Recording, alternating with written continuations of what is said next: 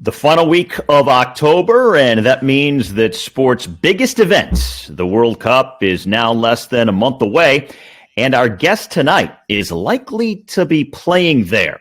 As we welcome U.S. international Brenden Aaronson to the show. Brenden has become an important part of Coach Greg Berhalter's group over the last year and is now set to go to his very first World Cup, and we will get to that in a moment. But first, both Brenden and Tim got together this past weekend with their club teams in the English Premier League, going head-to-head. Fulham beating Leeds at Ellen Road. And I watched the game. It was very frenetic. The crowd was great, as always, at Ellen Road. No time on the ball, high energy, an entertaining game. And Brenden, I know why you guys came out on the short end. What were your thoughts overall about how things played out? Looking back at the game and having watched it again and been there in the moment, it was definitely a tough game. I think Fulham came out and played well, and Tim and the team played really well.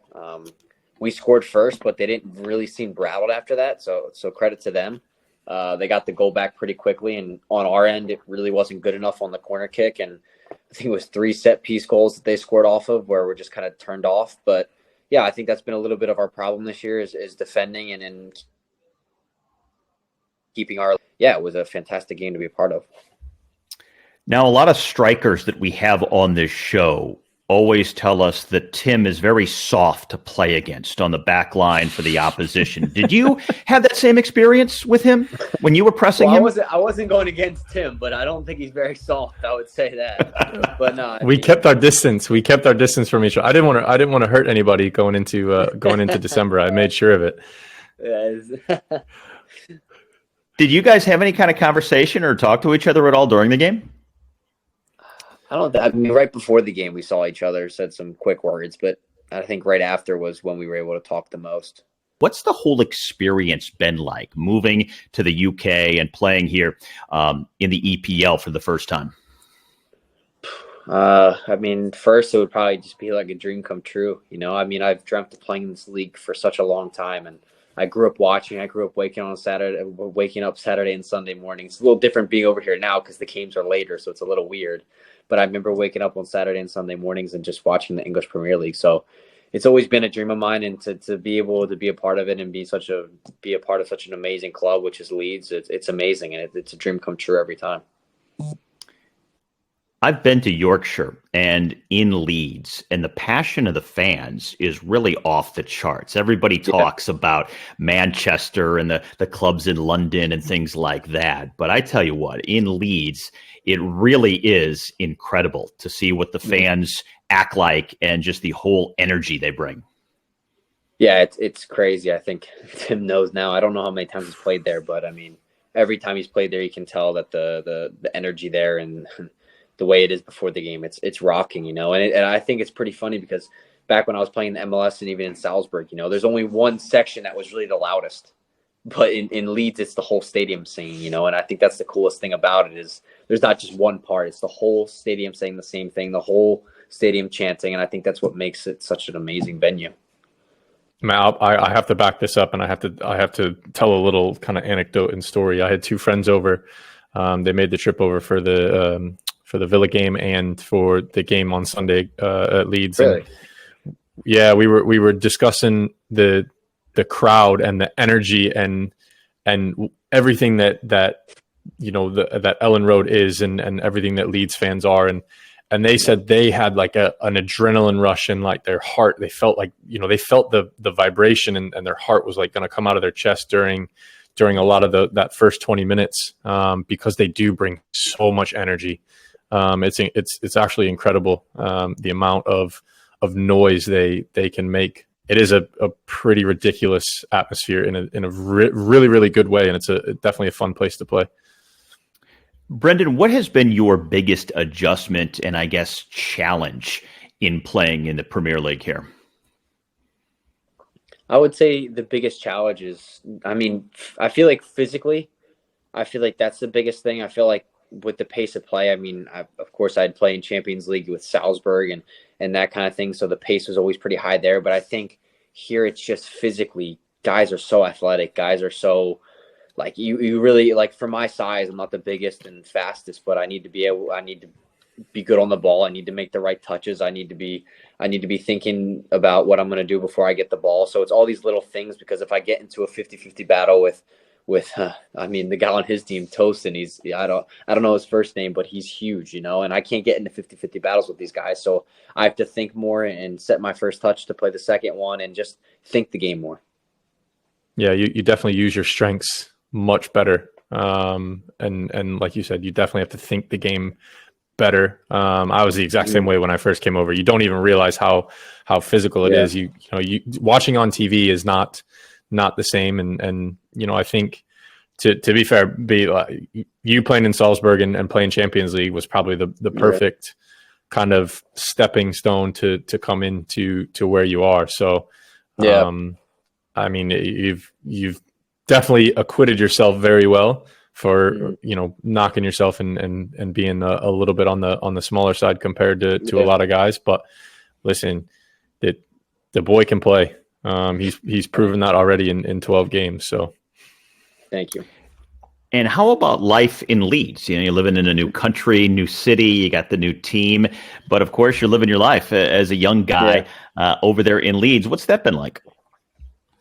Yeah, I mean, it's been great. I think having Tyler here, first of all, it's great. Me and him have slowly but surely over the past couple camps even got closer and closer before he made the move here. So I think it's pretty funny how it ended up he made the move here. But yeah, having him here, and of course I know Jesse because I played under him at Salzburg. Having him here, and then I also had a teammate from Red Bull Salzburg that came here too, named Rasmus Christensen, and he's a really good friend of mine, and we were pretty much best friends in Salzburg. So I had some guys that I could lean on at first when maybe we were trying to get used to the team and make some new friends. But the group in general was amazing to come into, and outside of that, I mean, the place I'm living in Harrogate. I love the area. It's beautiful. Lovely. It's really, really nice, and Tim will know that it's a really nice place. And I mean, there's a lot to do. I mean, I get food every night. I don't have a chef or anything like that, so I go out and get my food. And yeah, my girlfriend should be moving over here soon. I've been playing a lot of golf, so it's been good. Enjoy the golf. Taking up golf, huh? Oh, he's definitely immersed himself in English culture. Yeah, it's true. So you don't have the personal chef, so you're not on the Erling Haaland strange diet, or the I heard about Sergio Aguero today talking about how Pep Guardiola used to tell him he was fat, he wasn't going to play him, and so you're just kind of doing your own thing, huh? Yeah, I'm doing my own thing. There's a lot of good. I would say the difference between Austria and here is there's actually difference of food. In Austria, there's a lot of Wiener Schnitzel. I don't know if you would know what that is. A lot of meat lovers there, but. Yeah, I mean, here there's a lot of diversity. I mean, I have Mexican, Turkish, and I love eating different kinds of food, Thai, so it's good. See, he's called being cultured, and that's a fantastic trait to have. That means you can go anywhere. You can fit in anywhere. Yeah, it's easy. Do they tell you have to adhere to a strict kind of diet, or do you just kind of police yourself when it comes to eating and nutrition during the season? Not at his age. Are you kidding me? No chance. Yeah, I mean, like Tim said, I mean, I try to eat the best I can. I mean, I know that I want to have a long career. I want to try to have a long career and try to just play as long as I can. So I know that eating healthy is a big part of it. But I try to watch what I eat. But a hobby of mine is eating different foods and immersing myself in that kind of stuff. So I like doing that. But I also watch like what I'm eating. I'm not going out and eating like Five Guys or something like that. I'm going and getting like more carbs one night or some protein. So I'm looking at that side, and we have a nutritionist and stuff, so he gives us some guidelines. Tim basically says that he's first in line at the dessert table every night. I mean, he's just given up. Once you get to his point in his career, it's like let's just no people are going to be listening to this and taking you for your word. Not a chance. I stay away from desserts, except someone brought me gooey butter cookies over the weekend, so those are being. That's me being bad. Well, wait a minute, too. So there's no problem. I have a sweet tooth. That's probably one of my things. I don't dessert every night. Really? Oh no, I'm not that guy. Wow. Yeah, I definitely have a sweet tooth then. So that's a little bit of my problem. But yeah, every night have my dessert and then I'm good. You'll be all right until you're about 28, 29, and then you'll have to really watch it. So you're fine. Yeah, don't worry about it. Tim's just a little bitter about how the body, the metabolism at a certain age. Not at all. Not at all, because I'm still all right. I'm 35 and That's strong and kicking. I'm doing okay for myself, but I do stay away from desserts most of the credit time. to you. Credit to you. That's a dream to play at 35 for myself. So it's amazing to see what you're doing, really. So something that we've been discussing the last few weeks, even since the start of the domestic season in Europe, is the fact that the World Cup is coming up at a very different time than it usually is. And the lead up to the World Cup and how it's unique for so many different people. And for you, it's going to be your first World Cup. How do you see it in terms of building your form and trying to be where you want to be for the U.S. national team while also acclimating yourself to your new club with Leeds?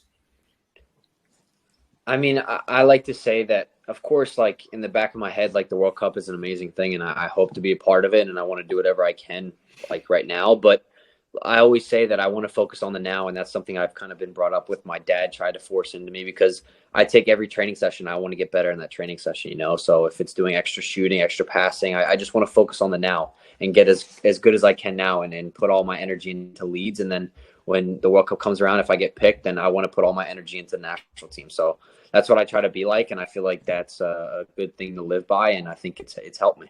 Something that's also come up, and we've heard a lot of prominent players talking about this. Lionel Messi addressed it a week ago. Cesar Azpilicueta was talking about it just the other day, that players are so worried about getting injured and how that's on everybody's mind. What can you do? And is there anything you can do? How much have you thought potentially about trying to stay away from injuries and how to handle that as you build up towards the World Cup? As you're answering this, knock on wood, please. Yeah, I'm not. I have wood. I have a wooden table right here, so I'm right here. But perfect. I haven't thought about it once, to be fair. Like I said, I can't. If I'm knocking on wood, if I were to ever get injured, there's nothing I can do about it. It's just something that happens. It's just. I guess it was meant to happen. So it's tough to think about that, but. Like I said, I give my all on the pitch and I want to work harder than everybody else. So whatever happens at the end of the day. And yes, it could be in the back of some people's heads, but it's not really, because I want to just focus on the now and help my team the best I can. I think that's a really, really, I wouldn't say interesting. I'd say a really good way to kind of approach things. Because especially at your age, you're going to have probably at least 2 more World Cups that you're going to be able to be a part of. So whatever happens, right? Yeah, I think exactly. You're really looking at guys who are in their late 20s, who it very well potentially could be their last World Cup, and they're the ones that are going to be struggling and thinking about that whole injury thing. But they're also the ones that, I don't know how you were taught growing up. I'm just a little bit older than you, but I was always taught that as soon as you start thinking about it and as soon as you start kind of playing a little bit safer, that's when you're gonna pick up injuries. Like you said, timid. You're gonna pick up injuries that way. So I think it's a great way to approach it, because then it allows you to put your absolute max and playing wise going into it. Yeah, true. Even though there's been a lot of games, it still is relatively early in the season. That just helps fitness and form more, or do you think there's going to be a measure of fatigue because they played a lot of games? How do you view that? Ooh, that's tough, because I think that I honestly don't think that. I feel like fatigue at this part of the season, you don't really get hit by it just yet. I feel like the springtime, I remember looking back at last season, I felt like last spring I was kind of getting a little bit tired from just the World Cup qualifiers the whole year. So I think this January time or December time, I think it will be pretty good for a lot of the players. I don't think I would have a problem or feel tired at that point. And I feel like if I'm playing in form and everything like that, then it should be good. I think it'll be difficult for the guys and for the clubs who have a lot of players that don't go to the World Cup in terms of the layoff. But in saying that, you have the flip side that they get a week to 10-day break and have a good run in, almost like a second preseason. So I think again it'll be interesting. Any way you look at it, it's going to be interesting. And I think guys understand that. I think it's more interesting for the guys who have been to a World Cup and been involved than it is for the guys who say haven't, and who this will be their kind of first time in because they don't know any That's Tim different. Ream. I'm Steve Schlanger, and our guest tonight, Brenden Aaronson, who plays for Leeds in the English Premier League, as well as the U.S. men's national team, and is headed to his first ever World Cup in just a few weeks. And we're back with more with Brenden after this.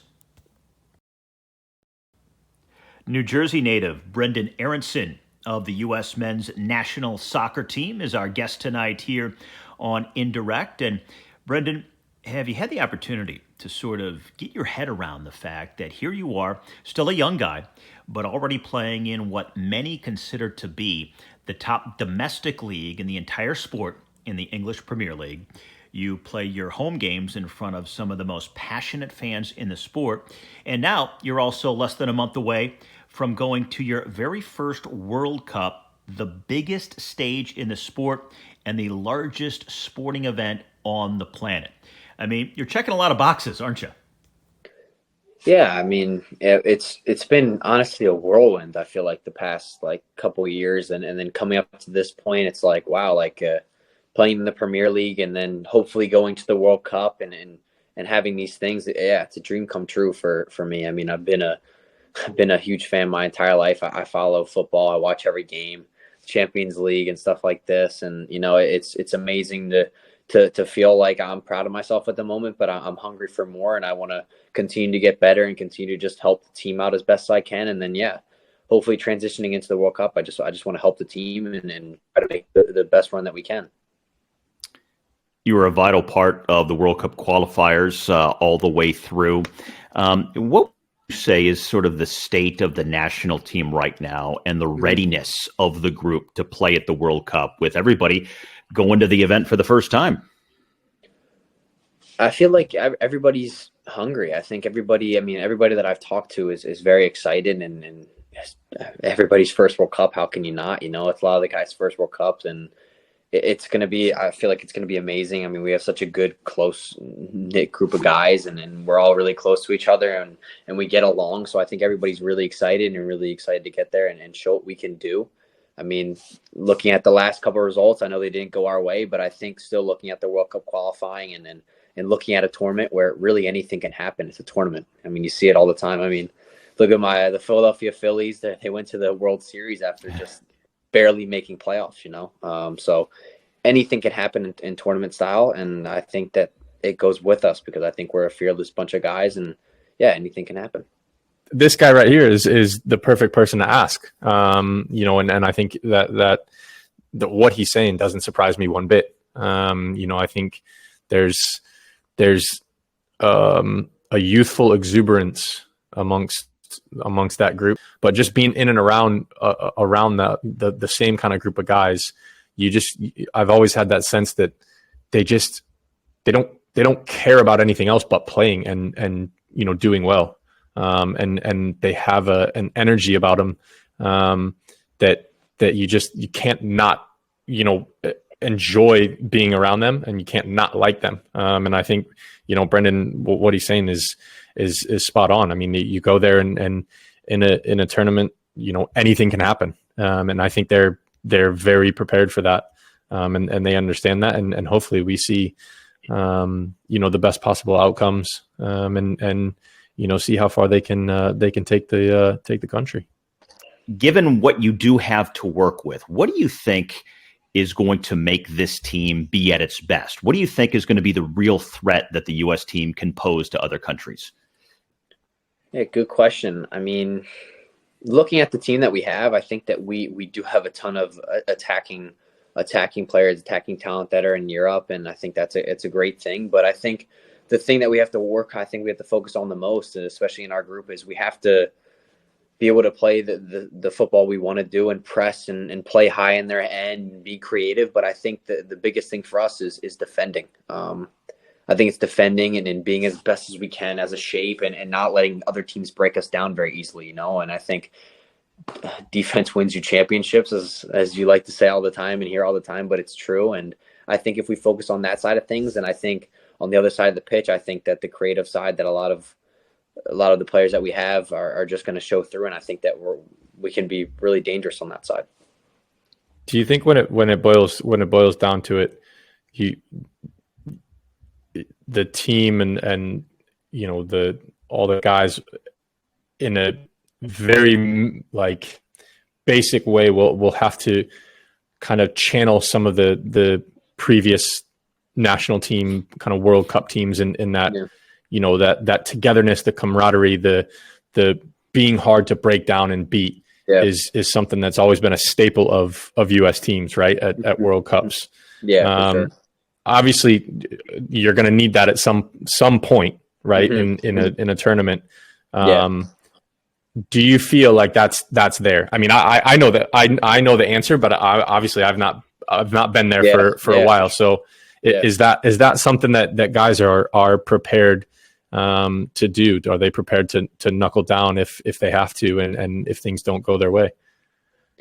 Yeah, I think it's a great question, but I think with the personalities that we have and the guys that I think that when it comes down to it at the end of the day, and I think when we're at the World Cup and all these guys are focusing on the moment, I think that, I think it's going to show through. I think that we're going to show this camaraderie, what you're saying, and we're going to be able to hold it down and be able to play like the old U.S. teams did, the teams in the past, and credit to them because the guys that played in the 2010, I mean, going all the way back, I think the U.S. teams have always been tough to play against, and I think that we can fall under that category throughout this World Cup.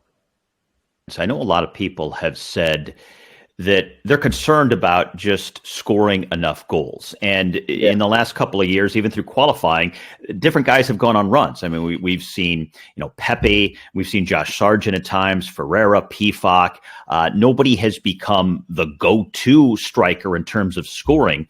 And I guess my question is, it concerns a lot of people on the outside, but does it concern you guys on the inside? Are you at all worried about it? Honestly, I mean, you do hear noise sometimes, and you hear this kind of stuff. But in the camp, I don't think I think about it once, and especially being at the World Cup, I don't think that there's of course there's been goal scorers of the past, but I think that if you look at and go through every single person in the team, I think everybody's able to score goals. And if there's not one person that's able to score us 8 goals, I think as a team, if we're able to score goals and get some set piece goals and have midfielders come up and score goals and it just spread it around, that's still a way to get to the World Cup final, and that's another way of doing it. You don't need a striker to score 8 goals, but I mean, even looking at the 3 guys that you said, they have so much talent, and I think it's a matter of time. I mean, looking at Josh and Pepe right now, and Jesus, they've scored goals all season. So I think that it's a confidence thing, and I think that's what they're doing right now, is scoring goals. So when they get the chance to play again, I think that they're going to do well, and they do. So. I love that he said noise, because I was before he even said, I was like, so Brenden, he's really just asking you about noise. That's what he's that's what he's getting at, is that the noise. Because that's the media, isn't it? And that's the fans, that's the concern. And, but I think that he's spot on. You can get goals from everywhere. If you got guys in the team that can score goals, it doesn't just have to be the pressure on the striker to score. Every single game and more than once a game. And without a doubt, it may not have showed up at the last 2 games, but there's definitely goals in the team. There's definitely goals from midfield. There's definitely goals from wide areas. There's definitely goals from set pieces. It's just a matter of getting it right on the day. And things could the noise could be very different. Yeah, exactly. In not having a lot of time to play together, again, just 1 week once everybody comes together before the group stage begins, something like that probably affects some teams more than others. You talk about some of the teams with more experience and a certain culture behind the way they play, like in Brazil or Argentina or France or some of these other countries. Maybe they just get in sync a little more quickly. In terms of the U.S., how much of an issue do you think it might pose? Do you guys feel comfortable with Greg Berhalter's system, or do you still have some tweaks and things that you need to figure out before the games start? Yeah, I think, looking at the teams you said, I think that they've been together for I don't know how many years now. I think Messi and all these guys have been playing together for 10 years now. So they have this, we're still youthful, we've been playing together for maybe this is like the first year of us really like having this group and this pool, and it's still changing because there's still guys that are going to Europe and still doing super well. So it's always changing. But I think that you talk about 3 teams that have had like a core group for a long time now. So I think with us, I mean, going into the World Cup, I mean, I feel confident. All the guys feel confident. We know the system. We know how sometimes we want to be in these positions, but we can also be ourselves, and I think that's what Greg does a good job of. And I think it's also looking at those past games, I think maybe we just didn't, sometimes it just doesn't click, it just doesn't click. You don't have a great game. And that's what it was. And I think that we just have to push that behind us and move on to the World Cup and play the way that we did in qualifying and play the way we did in the great games. And I think on the occasion of being at the World Cup, I think everybody's going to show their A game. I think you could potentially use those last 2 games as almost a wake-up call. Exactly. Listen, what happens if you roll over both of those teams and you those are your last 2 games and you're thinking to yourself, right, we're world beaters here. We're rolling into the World Cup, and now it gives everyone a little bit of a wake-up call, a little food for thought, and you're thinking to yourself, okay, there's still things that we could do better. We did some good things, but we know that it's going to take. Listen, again, it's a tournament. It's going to take that little bit extra.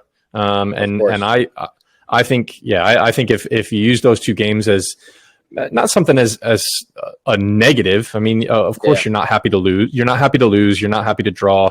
But you take those games as what they are and what they were.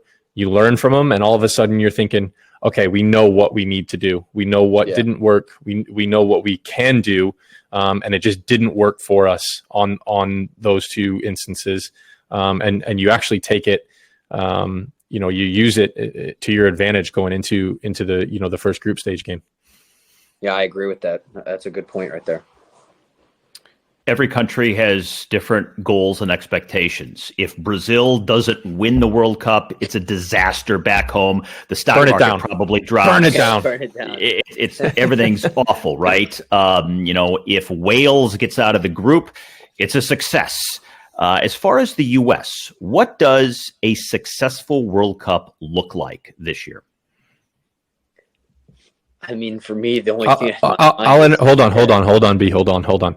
How everybody's opinion is going to be different, so there is no right or wrong answer. Okay, I think this is where we have to kind of. I mean, you're going to have those who are sitting there and saying, "Oh, blow it up," and then you're going to have those that are going to be happy with, XYZ. Everybody's going to be different in this, right. Sure. And I think we need to. I think it's going to be interesting because it is a different World Cup. But I'll let B say what he feels in his opinion is what his expectations are. Don't speak for the group. Speak for yourself. I mean, for myself, I'm a winner, and I like to think that I'm a winner. So going into the World Cup, I want to win it. I'm going there to win it, So, I mean, for me, it's just. I want to do the best I can and help the team the best I can, and that means winning. That's the goal of the World Cup. Yeah, don't set low bars. You hear that? Exactly. If anybody's listening, don't set low bars. Yeah, it's true. Well, it's funny. I mean, because a lot of people will say, "Well, just get out of the group stage." But if you get out of the group stage, why stop there, right? It's not like, well, hey, let's just let's go home now. It's like, well, hey, look at this. We're out of the group stage. Let's keep going. Yeah. So I agree. It's all. That's why I don't understand why people put a cap on it. Like, we just need to get out of the group and it's a success. Well, I mean, if you get to that point, who's to say that you can't? They're all one-off games after that. Exactly. Who's to say? Like Brenden said earlier, anything can happen. It's a tournament. It's one game. It's true.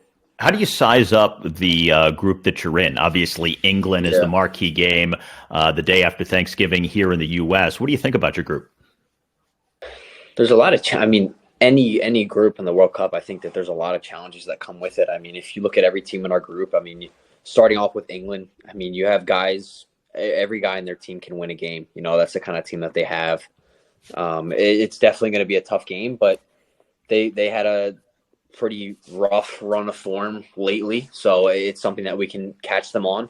And looking at Wales and Iran, I know Wales plays a little bit deeper and likes to counterattack. And they, of course, have some really quality players and are really good. And so that's also going to be a tough game. And then also looking at Iran, I think they finished first in their group for qualifying, and they're going to be a tough challenge too. So there's never easy games in a World Cup. I mean, I'd like to think, and yeah, so it's going to be tough for us, but we have to be able to show the mentality that we're going to go into every game the same way and play at this consistent, really good, way. But I think it's probably one of the more interesting groups because you have four teams in it that all kind of play a little bit different. Sometimes you get a couple teams that play similar style, similar systems.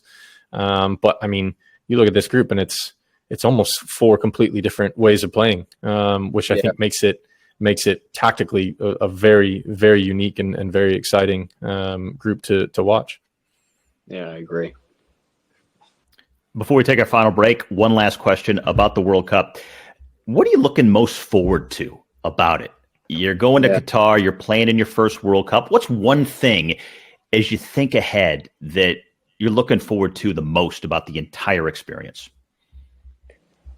Yeah, I mean, if I go and I'm able to be a part of the team, I think the number one thing that pops in my head that I can think of is just I think making my family and the country proud and doing whatever I can to show and help my team the best I can. I think that's always the goal is to. I mean, I'm really happy and thankful that the whole U.S. soccer has set up a way for all the guys that are in the pool to have a chance to bring their families and stuff like that. So I thought that was awesome. I'll be able to bring my dad and my mom and my girlfriend. So it's going to be awesome having them there. Their first national team games, which is pretty cool.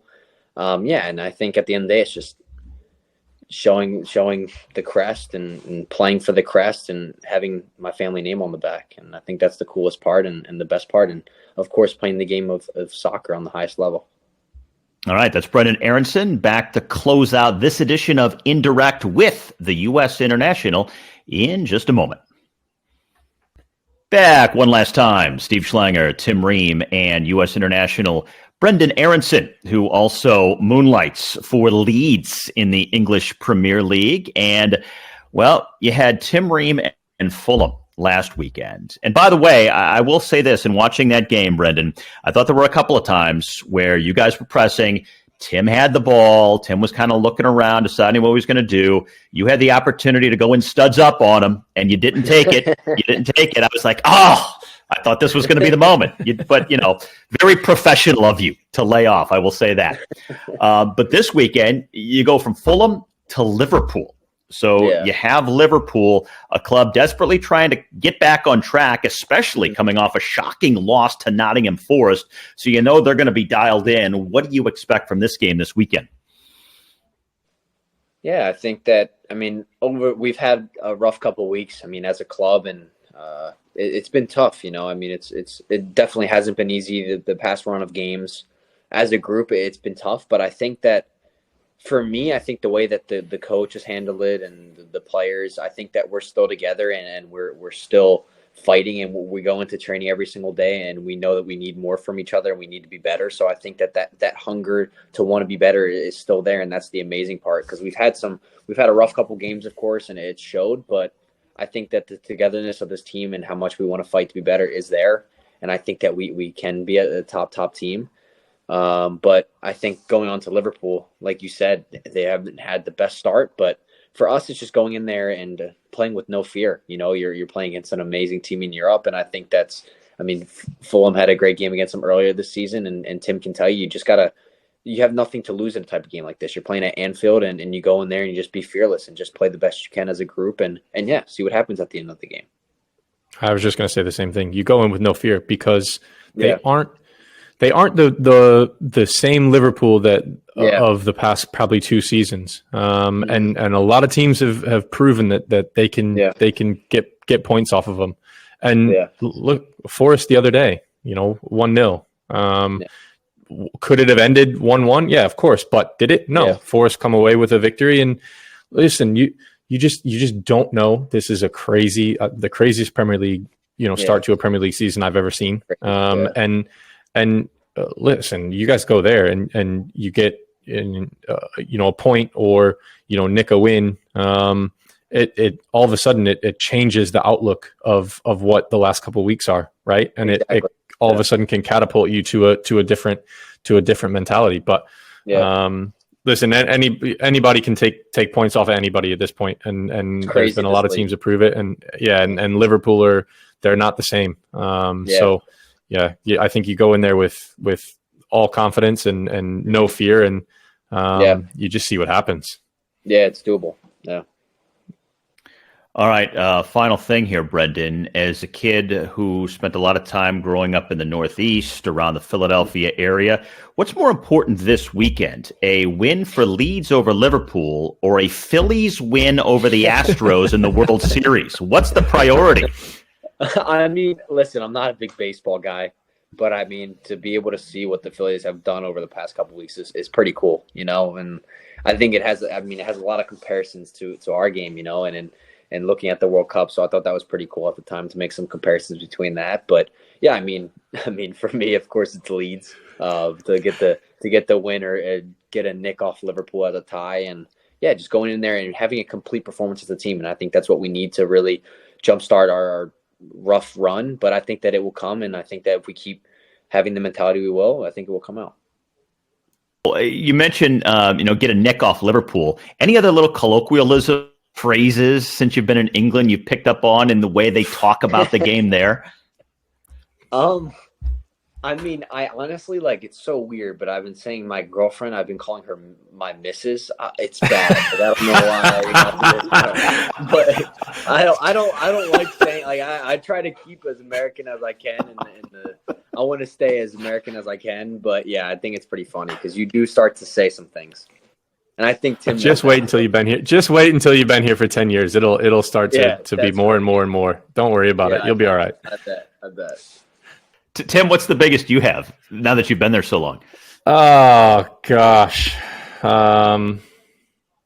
probably the misses is the biggest one. I mean, I can't even off the top of my head because it's just so natural to me now. I couldn't even come up with one. Do you talk about that was a cracking game or fair play to him or things like that? Oh yeah, fair play. Yeah, fair play. Okay. Yeah, that's definitely said a lot actually.